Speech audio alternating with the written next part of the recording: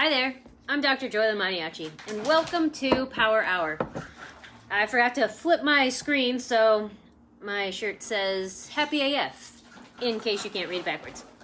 So, I'm taking 1 second here to get us up on the big screen.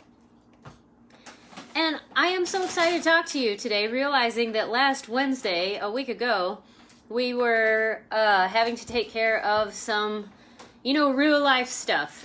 I had to go get a new car because life is as it is, and that had to happen. And it included a road trip, which I like. So it ended up being pretty good, but I didn't get to talk to you in real time. I did give you a video though, so I hope that you tuned in and enjoyed that. And but I'm so happy to talk to you today. Lots has happened in the last week. Where do I even begin? I suppose I will start with, because I said there's lots that's been coming in, couple of emails, and a really interesting interaction with someone who was trying to get into the group and use the group. And I guess this is as good a time as any. I'll just jump in and start anywhere because we'll get to all these things. But there was somebody who came in and wanted to be part of the group. And are you looking, wanting relationship coaching? And so I reached out to them and said, you can message me or email me and let me know. This is your chance to have free coaching. Just let me know what is on your mind and we can address it. You can join live so that you can interact. And instead continue to just send a lot of messages on both platforms, email and Facebook Messenger. And what I noticed, and I tried to have a lot of space for this person because I know when I'm pressed against a corner, I am not the easiest person to deal with. And when I'm in a lot of pain and it looks like shit's falling apart, I start to get even more impatient as far as wanting something to change really fast or wanting to just to know something is going to go in the direction that I'd like. So I could sort of see that this is how this person was behaving, but it was very reactive as far as never letting me know what the actual issue was to where we could address it here and actually have some real talk about a real question that he had, or that I could even point to a specific blog or podcast that might actually address that. I had also told him, hey, here's a coaching program that I offer. Set up an initial consultation, and he never set up an initial consultation. It was all just very reactive, and you've got to help me, you've got to help me, you've got to help me right now. And how many times have we actually been in that place of, it's got to change, oh my God, do something, you've got to help me, but we don't even slow ourselves down enough to actually be coherent. And that's why I talk so much about communication dynamics, because when we communicate that way, it's hard to even have someone contribute to us because we're just sort of spinning and in such a tiz that we can't even ask clearly for what it is we need to where a contribution could then be offered or a resource pointed to. And then when we're in such a spin, even when somebody is trying to be there for us, it's like we're just oblivious and we don't receive it.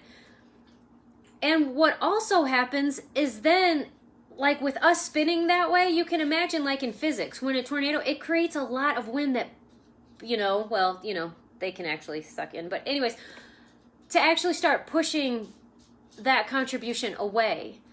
Because after 2 days of trying to clarify and actually help this person out, to me it was clear, you're so stuck in this and it's actually becoming, and I know I don't want to use this word lightly, but abusive in the way that you're communicating, because you're still not giving me information so that I could actually help you, but instead sending a desperate message, you've got to help me, and then immediately right away saying, why aren't you answering me? And to where it was, they exited the group on their own, and I have told him I will not readmit because that is not respectful communication. And it is sometimes tough when you just have to hold the line. And when I hold the line, I have a knowing that this is tough love and it is the most loving thing that I can do for him. But how I prevent myself from being a total superior asshole is I actually act on my own behalf. That's just not communication that I am going to tolerate. Like I said, I did my very best to hold space and know that I have been in that space and communicated that way sometimes. So it's not about judgment of you shouldn't do that, or, oh, that's so beneath you or immature. Oh, that's so disrespectful to me. But at some point, it is disrespectful to me. And I am going to say, this doesn't meet my standard. If you would like to communicate with me, if you would like to work with me, here is the standard. And it is going to require respectful communication. Partly just because that's the niche that I work with. I work with people who have some presence, self-awareness. I work with a lot of empaths who actually have so much awareness. They just don't even know how much information they're getting. But that's the people that I work best with, and to have that kind of interaction with. And so far, that's the only person that's ever behaved that way in this group. And I'm so, so glad. Because I really do want to be a resource for you. And I really am here for you. And that's why I love when the questions come in, because then I know what to be talking about and giving to you. And just, I guess, to notice that there actually is a lot of chaos going on outside, to where if we do take that in, just if you start spinning or noticing that things are going haywire and you feel like you're asking for something, but that's not what's showing up, just to take a step back and look at, what am I asking for? Am I clearly communicating? Because miscommunication ends up being so expensive. And it's funny, I was talking with my friend, and, I told her, like, my dad, like in my household growing up, everybody communicates loudly, and that's just how it's done. And if somebody's not getting something, you just elevate the volume, and there, problem solved, right? That I studied abroad in Spain when I was in college, and my parents came to visit, and my dad is like screaming at the clerk. I think we were just at a fast food restaurant or something during the day, and I was like, Dad, they can hear you. They don't speak English. And how many times do we actually communicate that way? We'll just escalate the volume, increase the frequency. But it's not that the words of that wasn't the problem. It's actually the clarity of the message wasn't there. And miscommunication can be so expensive. For example, the peace talks of the Vietnam War actually broke down because they started arguing about the shape of the table. To where when they were actually having peace talks to try to resolve it, it ended. No talks, because they couldn't decide on the shape of the table. And I'm unclear about whether they were asking for something it wasn't given, or I don't know. But still, really? World leaders having childish arguments. It happens. And I can't remember, 2010, I think it was New Jersey, lost tens of thousands of dollars because of tax code from New York that they just didn't read. And so they were missing out on a lot of money that they could have had or something, but they just, it was in print, they just didn't read it. And the average American divorce costs $15,000. Average. That's uncomplicated by custody or other things. And so much of what causes a relationship to break down is miscommunication.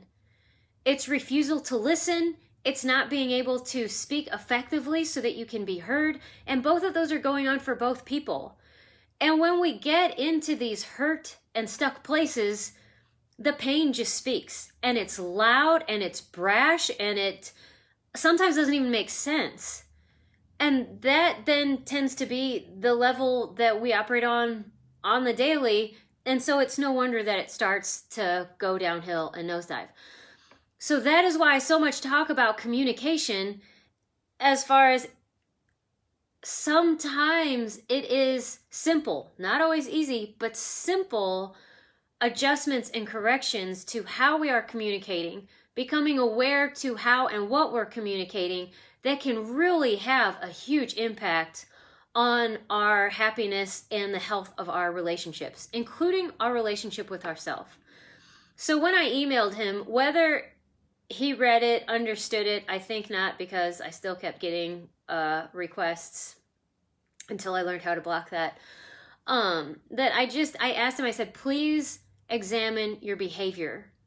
What you're doing now is not working for you, because now the coaching that you'd like to have is no longer available to you, because I'm not going to spend half of my coaching time just trying to have you calm down and get to a point. Like, there is some things that there's just a level of demeanor and respect and presence that's going to have to be necessary for this program to even work for you. So I just wanted to get that out there. But it feeds into one of the other things that I was wanted to talk to you about is I sent out an email. If you guys aren't on the email list, I would love for you to get on the email list, and I will see about how I get a little tabby in here to get on there. It's the consistently inconsistent email from Dr. JOYLYN. So it's not like you get daily or even weekly emails. It's sort of when I can sit down long enough to type a coherent message. But yesterday I recognized that I was eating mini marshmallows by the handful. And let me tell you about marshmallows. They don't really taste like anything. And they have zero nutritional value just about. So it's not like they really even satisfy a craving. I've never heard of anybody say, I really am craving marshmallows. I've never said it, but I was eating it. And so finally, and I wish it was only like yesterday. It was like 2 days I was doing this. And finally I was like, what am I doing? And I just recognized I had gotten so out of balance. And partly because of this interaction with this person, like barraging me, like constantly hammering on my consciousness and trying to, it's just sort of a chaotic sort of interaction. And then with all that is going on Facebook, I have easily slipped into engaging in conversations with people who have no interest in listening, in learning, in actually communicating and connecting, who have seemingly no interest in creating a future. Like, they all just want to have this conversation about mask, no mask, white, black, you're a racist if you need to read these books. And even people who are very educated and that I have respect for, but constantly putting up these posts with really snarky digs at their opposing viewpoint aside. And I have just been getting fatigued and sometimes feeling alone. Like, am I the only person that sees that this back and forth is the problem? That no matter who wins the back and forth, we've been fighting for scraps. That so much of all of this is because of an insanely skewed wealth distribution. But nobody wants to look at the actual problems. And then when I start getting into those conversations and I get triggered and I start going down the rabbit hole, and then we had a couple of days of rain and it's just been soggy, so I haven't been able to go outside and run the way that I like. And I wasn't me. And happily, it is getting quicker, and I recognize it sooner when I've gone down the tubes. And yesterday, for whatever reason, I looked at my hand with marshmallows in it, and I was, what is this? And it was me not being me. Eating things that I don't really have a craving for, eating things I don't really want, participating and putting my thought and time and energy into things that don't matter. Because what I really want to be a part of, usher in, facilitate, and be a resource for is the conversation about the future. And in doing that, and to be happy as fuck, when you take a step towards happiness, the shit that was in your way will show up. This is the process. It will show up so that you don't have to dig to find out what has been holding you back. That's what general counseling, I find, that's the paradigm in general that they go for, is try to dig, uncover, Because to some extent, a little bit we know where it's keeping us stuck, but maybe we need more details, we need more information, we want to satisfy the intellect and understand where it came from, but we dig into that before we move forward, thinking that that will somehow make the road a smoother, straighter path. But really, it comes down to your choice and the power of your choice to move forward. And as soon as you take a step forward, that shit'll show up. And here's the thing to keep in mind. When it shows up and it is in your face, it is coming up to leave. And it is your job to take a step away from it. Because when you do that, when you take a step away, you've broadened your perspective. So it isn't quite in your face. Like the thing that I remember so much is at one point got a 10 series of Ralphing, which is a really amazing type of body work. And he was actually a martial arts master, the guy who did the Ralphing. And he talked about that in martial arts, they always talk about an agreement. In order for you to get hit in the face, you have to be there. You agree to be in the time and space where that fist can connect. All you have to do is break that contract. You break that agreement and you're no longer there. You no longer get hit in the face. To where so many times we become victims of our own circumstance. Oh God, my feed is just full of negativity. Every time I get on Facebook, it's more of this. And that's how I was operating. And I was like, what am I doing? I am totally abdicating the power of my choice. I am acting like a victim here and a big fucking whiny baby. And I'm not laughing or having fun with my life. Boo. Hello, reactive, slow dummy. Okay, that's what I was being. To where it's, you know what Facebook's allowed? You can snooze people, you can unfollow them, you can unfriend them, to where I've started to do that so that the feed that I get is now more in line with the conversations that I'd like to have. You can give me cute puppies and kittens all day. Happy posts, because there is good shit happening. Do you know I've talked to several clients in the last 2 weeks who have felt guilty about being happy because of all that's going on outside? That is, no. If you need permission, I will grant it. It's okay to be happy even if nobody else is. And quite honestly, when we choose to be happy, that is the biggest, boldest contribution we can make to world peace possible. Because as long as we're operating on this polarity, conflict, different, antagonistic sort of polarizing viewpoints, it's just a tug of war. It's a back and forth.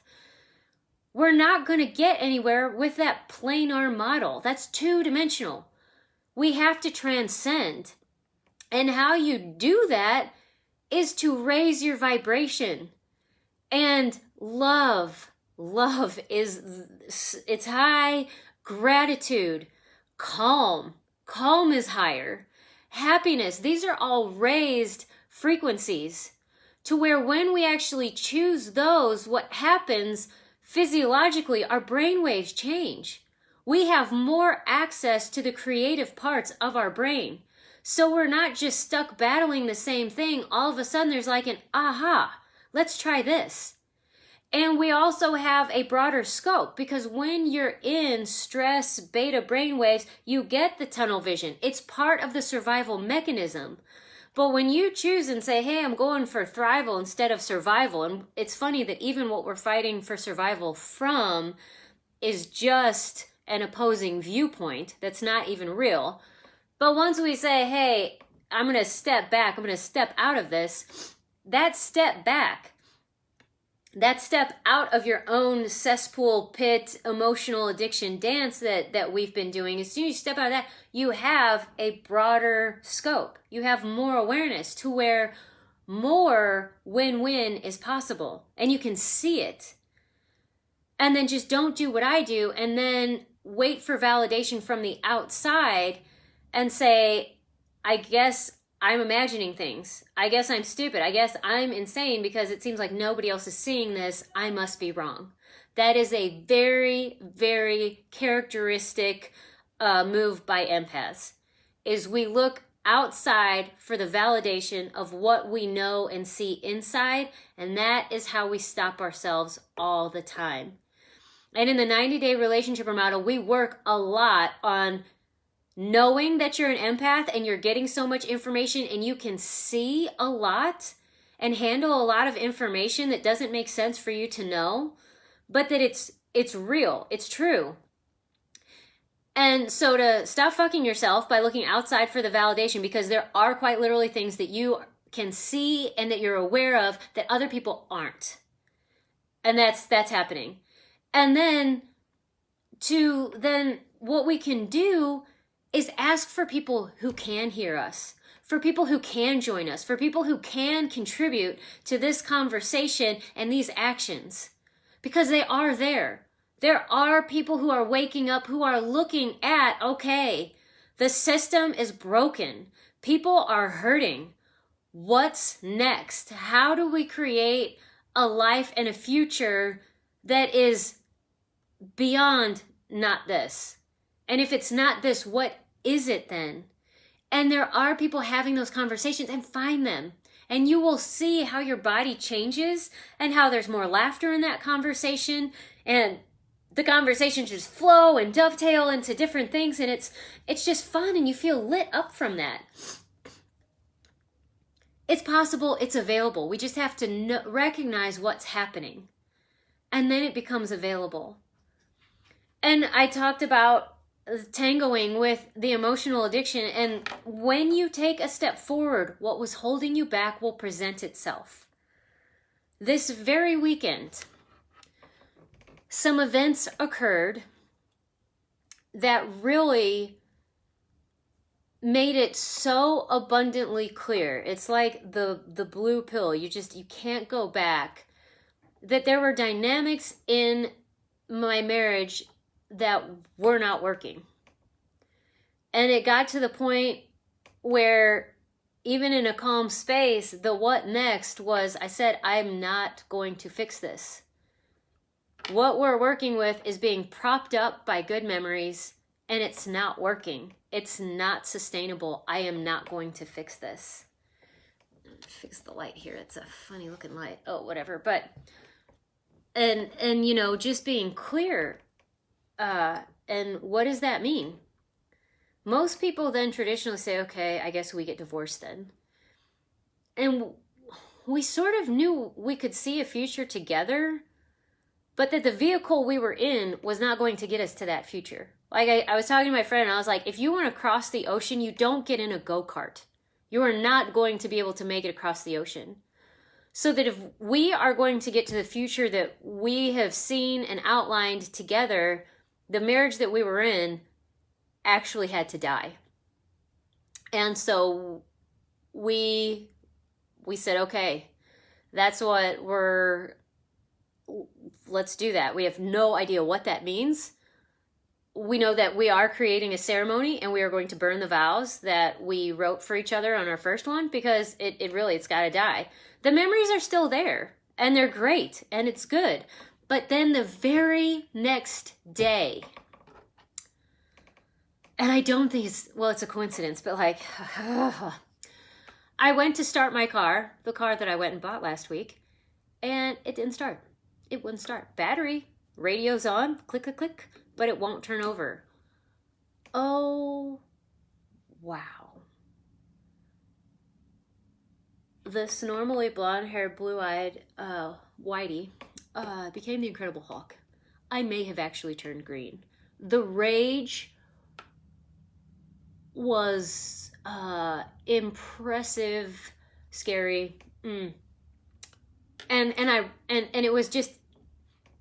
I then texted my friend afterwards. I said, "Oh, I just tripped over my emotional addiction and face planted that because I did not handle it well." And it's interesting, but having gone through the coaching that I have, to be speaking and writing about the material that I have, I knew that's what it was. We had chosen to take a step in another direction, so everything that has been holding you back will show up. Not always at once, but it will present itself. And this was one of the patterns that I had that was contributing to the problems. I know where it came from, my dad, his temper is almost like laughable, you know? Like, we just knew that with some construction projects, 4 or 5 tools were going to be damned to hell. There would be some really new creative phrases. Like, he is good at creating curse word phrases, and they don't make sense, but sometimes they're funny. But you just knew, okay, it's time to leave dad alone. I'll go away from this little project area. And it's just so, and that's how I've seen me and my sisters behave in traffic. When you've done everything you were supposed to do, you left on time, you've got your snacks planned, like you've got your route, and it's just not moving. And son of a bitch, or whatever, just, ugh. And I've been the one in the passenger seat and being like, whoa, this is a little, maybe a little much for the situation, like it's not that big of a deal, but then I so easily can fall into that myself. And it showed up, and I finally saw what it was. It was an emotional addiction. I was a rageaholic. Now, I've done a lot of work, so it doesn't come out nearly as frequently as it did, you know, when I was younger. So it's been easier to say, oh, see, I'm doing my work, but to a certain extent, it was still there. It was still operating. And I saw me, and I was just like, wow, this behavior, this choice, this dance with this emotional addiction is not going to get me to the future that I'd like to have. Because if I bite off the bite that I'm looking to bite off and create what I'd like to create, I'm going to have some way more serious issues than my car won't start, and I live with a fucking mechanic. I mean, he's not professional, but he's really good with cars. So I blew up about something that actually could be handled then. And I also saw how comfortable I had become with living and dancing with that emotional addiction. And all of it was humbling. And in our household, the word nugget is popular. Our little Stimp dog is our cuddle nugget. And in our new marriage that has begun, we are each love nuggets. Because equality, there was a unequal power distribution. That's set up by this reality. Let's face it. It wasn't just like neither, but it wasn't working. Like husband and wife has kind of been a sticky issue. We'll still be that legally, keep all that stuff, but we are love nuggets. We are, you know, because love nuggets stick together, and that's got some other stuff. Anyways, but so that I came home and I told my husband, I said, I'm really sorry. I was an incredible Hulk nugget just then, and okay, and what's great is at this point now, there's so much less judgment. So it's not about how ashamed I am or embarrassed. It's just, wow, I saw it. And in that moment, I actually danced with it. But now I see it's showing up so I can walk away and do something different. And I can trust it'll probably show up one more time. But I think I will recognize it better. And I will be able to step away faster. And that's the work. And it's just with the marshmallows that I was nearly inhaling, it's getting faster and easier to recognize, hey, I'm not me. I don't have the energy I normally have. I'm not thinking creative thoughts. I'm in kind of a bad mood. I haven't laughed for days. And I'm recognizing that sooner to be like, okay, how can I pull my energy back to me? And you just ask those questions. What makes me feel really alive? What lights me up? What brings me joy? And for me, it's when is the last time I have danced or sang? Because those are two things that will quickly get me out of a real funk. The thing is, when you're in a funk, sometimes you don't want to choose those things. But if you do choose them, they will usher you out. It's just I have to change from looking at the irritation and the problem to looking at the joy and the future that I'd like. Because if you're just like, yeah, I just don't want to feel this, you still haven't highlighted what else there is to choose, what else is available. The ideas can't come. And there's a million excuses, there's a million reasons, but really underneath it's because we have become so comfortable with this dance and this pattern.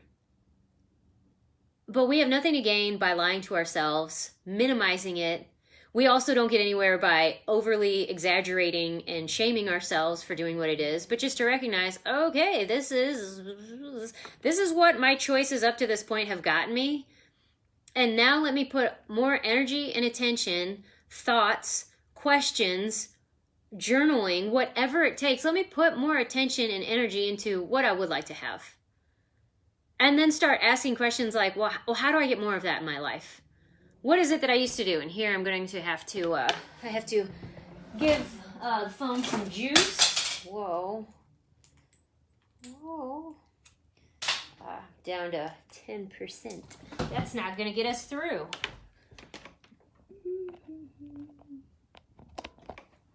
All right. Is that charging now? Can't tell.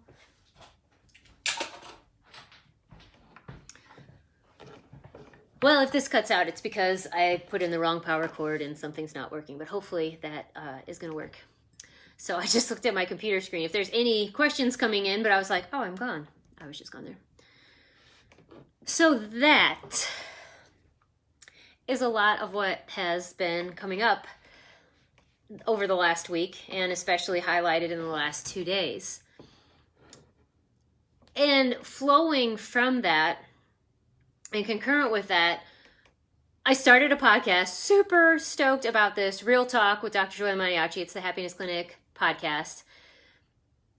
And I'm working with my friend, and we have these real talk, just conversations about relationships, communication, and what's been up in the air is a lot of the racism stuff. And we were having a conversation about that. It was really long. I actually broke it into 3 episodes. But then what came up is in no way did we touch on all the aspects of racism. Not even close. But at some point, when do we move on to something else? How do we move on to something else? Because what I see a lot of people do is keep going into the archives and bringing up more evidence about how long it's been, how bad it's been, how not subtle it's been, and why did people miss it? And it is a choice, but at some point we have to choose to change the subject. And that doesn't mean we no longer talk about race or racism, but we have to change the subject to, well, what next? Sometimes that is just a complete conversation change. I have noticed, and what's interesting, you and I as individuals and our relationships are microcosms of what's going on outside. Because even though me and my husband are both white, there will be a lot of the same fundamental things going on in our relationship that you can see mirrored outside.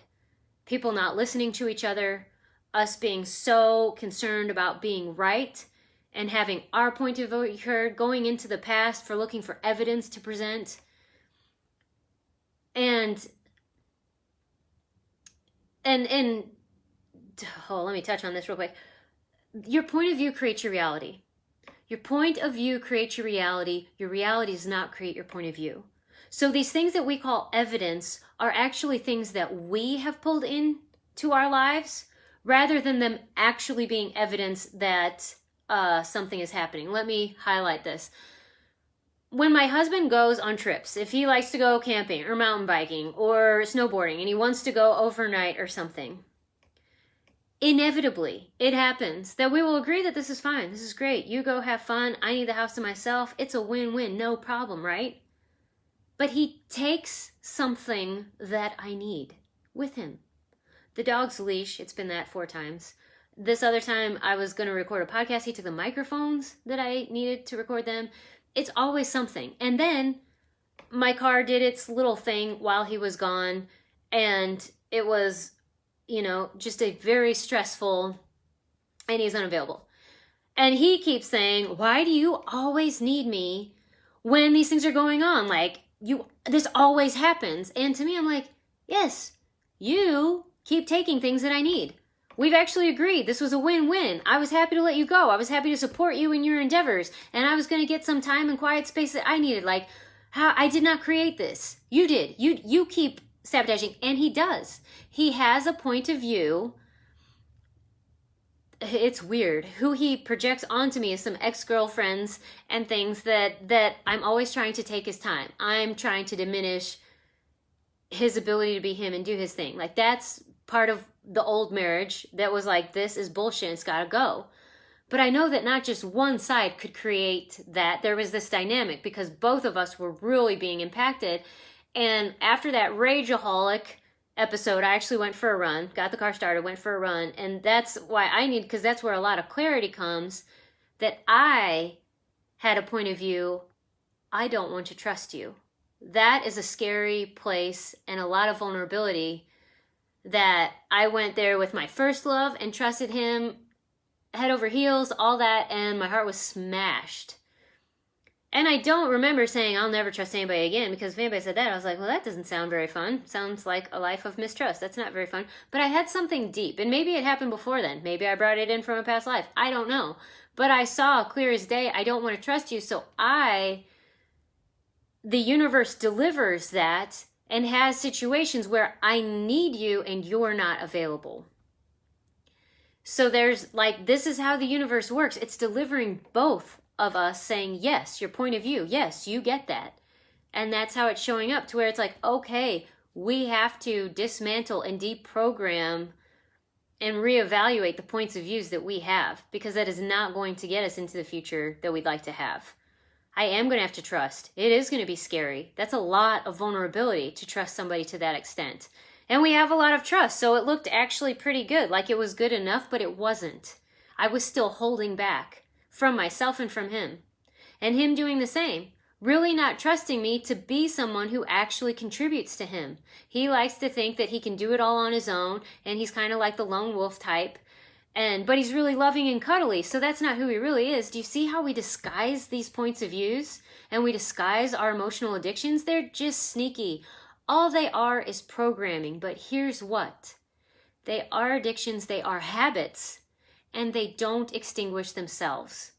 They will present themselves to you when you take a step in the direction that you'd like, and then it is up to you to take a step away, to pivot away from them, to say our dance is ending. And because they don't extinguish themselves, you're going to have to put effort into that.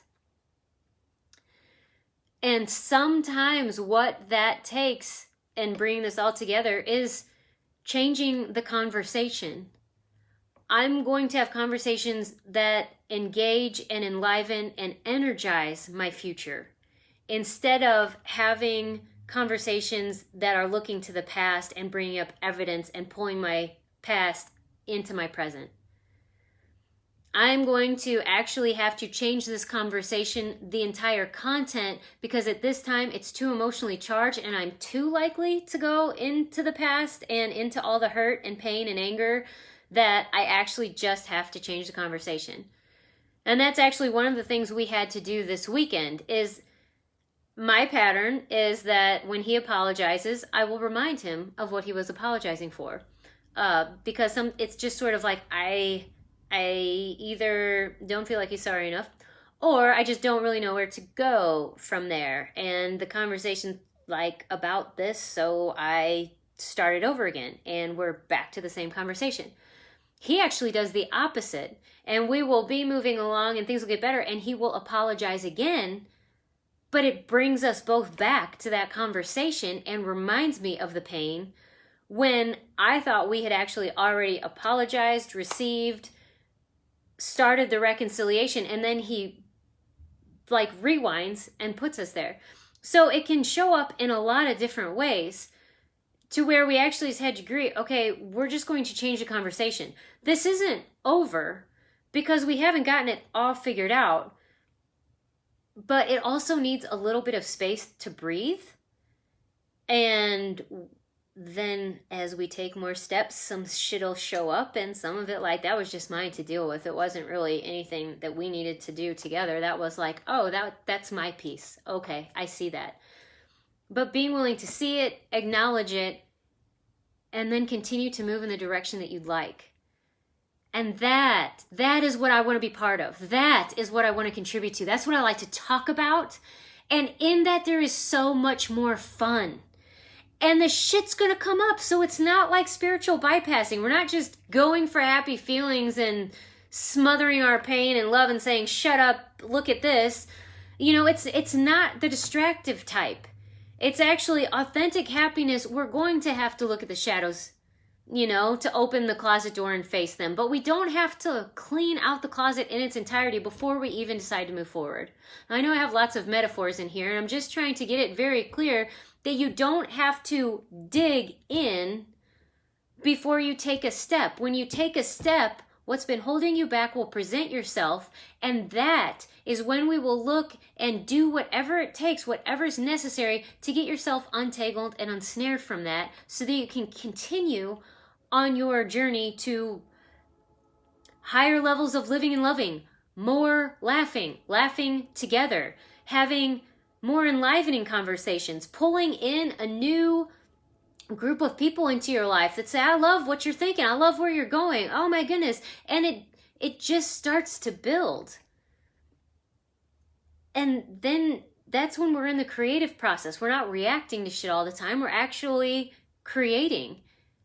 And it's just more fun. It's more satisfying. It's more of the shit that gets you to just want to get out of bed because you got shit to do, and it's exciting stuff. And Anna is asking, what do you do to take a step? So I wrote that in the email today. And one of them is when you find yourself doing stuff like eating a handful of marshmallows that you're not hungry for, that have absolutely no satisfactory craving, when you find yourself having conversations where you feel a little bit more crunchy being in them or after them than you did when you started, first of all, just pause. Just don't do anything else. Sometimes it's just take a breath. And I had a client yesterday, she's looking into meditation, and I had some teachers, the fastest meditation it works is this. But it has to be audible, and you have to let it go all the way down to your belly. But it's short, but is such an opening word that, even though it doesn't feel like enough, that is a step. Because it puts a little bit of space between you and your reaction. A spoonful of Nutella, possibly. I think there are some times when that's absolutely it, and there's sometimes when you're just distracting and going to feel worse about yourself. Only you can know the difference. So just pause. And then you start asking yourself, how am I going to feel after I complete this action? And if it's one of those where you're just like, I'm going to wish I didn't eat that, I'm going to feel guilty and feel like I have to do that, then don't choose that. Oh, if I go into this conversation, I know I'm just going to be irritated. Oh, I'm actually in Facebook and I needed to be writing this email. Start realigning your actions so they are congruent with what you'd like. Another way to take a step is to start journaling. Start getting in touch with and familiar with what is it that I would like. Because a lot of us, if something's showing up and we don't like it, then all we know is I don't want this. But that isn't enough to actually move us. It's the beginning of the motivation to seek something else. But in order for us to actually have something else, we have to have a better idea of the target. So start journaling, like voice notes, reading materials, like just what is it that I would like to have? I'd like to have, for me, I know I need to have a core and inner circle that lifts me up. I'm tired of having people where I feel like I'm always having to prove myself, prove my point, speak over people, fighting to be heard. That very much models my family growing up, but then I recreated that in my life a lot. And now I'm like, that doesn't work for me. It's not that any of those people were bad, but they weren't my audience. And I've started calling in people to where now I have people are like, JOYLYN, you should do a podcast. This is cool. I had never even thought about that. It was somebody else's idea, but now I'm seeing it's fun. Oh, and I can talk forever.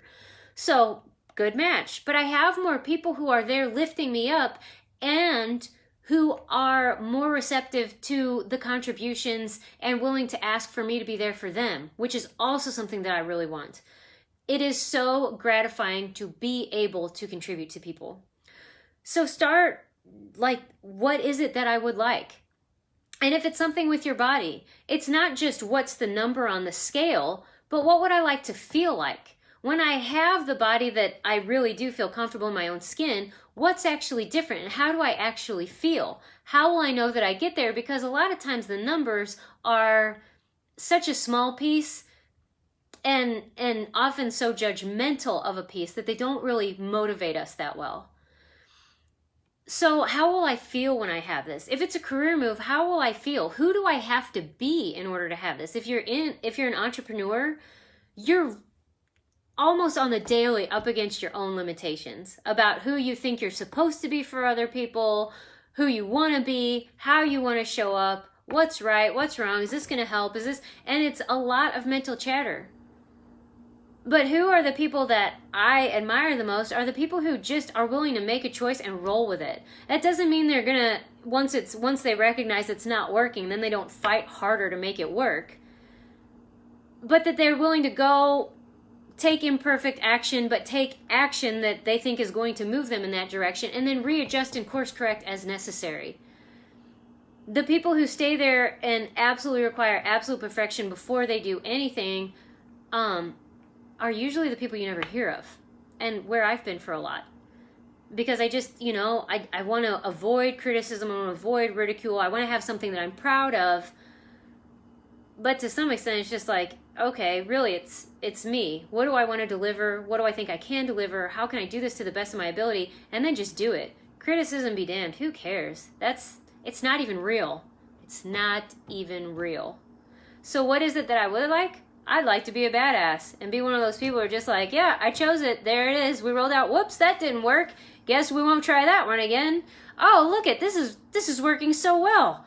What the hell did I even do? I'm going to do more of that. But that's the more of the attitude that I would like to be in my life and in my career. So what is it for you? What does success look like for you? What's it going to feel like? Taking some time to actually think those thoughts, write those things down, and then you will notice that starts to activate your reticular activating system, and you will start having more synchronicities, people coming into your life at the right time, recommending a book or a blog or a podcast or something like that, and then it starts to move forward like you're getting a gentle push, like just a boost. It's really, really great. And also know this about your reticular activating system. If there's something you'd like, and I'm going to use the example from my past, when I so wanted to lose weight and that my body image was the biggest problem in my life, and I wanted to be thinner, whatever, that I would start seeing a million skinny people. And at that point, because I didn't have a healthy mindset, I thought that was just sort of the universe's cruel joke to show me what I wasn't and what I'll never have. But let me tell you, that is not what it is. It is showing you exactly what you're asking for, and if you can see it, there is a way that it's possible. So then you just start asking what's available to move you in that direction. And when you are able to reframe and readjust your mindset to where you're like, oh my goodness, I'm seeing it. That means it's in my field. That means it's graspable. Okay, universe, start showing me how I can do this with greater ease. And that's when the magic actually starts happening. More synchronicities, easier flow. That's not to say problems and hiccups don't show up, but they just don't become so important. And that's when the emotional addictions come up. You're so less likely to go into shame. I shouldn't have done that. That was a dumb thing to do. That you're just like, oh, there it is showing its beastly head to me. That ain't pretty. That's not what I want to do. Okay, the next time it comes up, I think I can recognize it and I'm going to step away. I'm going to say, thank you for the dance. We're done. That's when people show up and they are really disrespectful in their communication and ineffectively communicating, that I can say, hey, my heart is with you. I really do want you to be happy, but I've done everything I can to help you and you're still not listening. The conversation is over. And then if you start calling me names or anything, like, we are definitely done. And I can say that without guilt. Just be like, I have too much awesome shit to do. I don't have time to get bogged down in this bullshit. And that's what I'm having to start to do with Facebook. And I can see where I can easily get engaged in proving a point or getting frustrated with other people's reactions instead of, well, what the hell am I creating? What am I inviting people to? Nothing. I'm just reacting to that stuff. So a better way to handle that or to respond is to be like, well, I'm just going to start and offer and invite conversations that are interesting to me. I'm going to start making my own memes.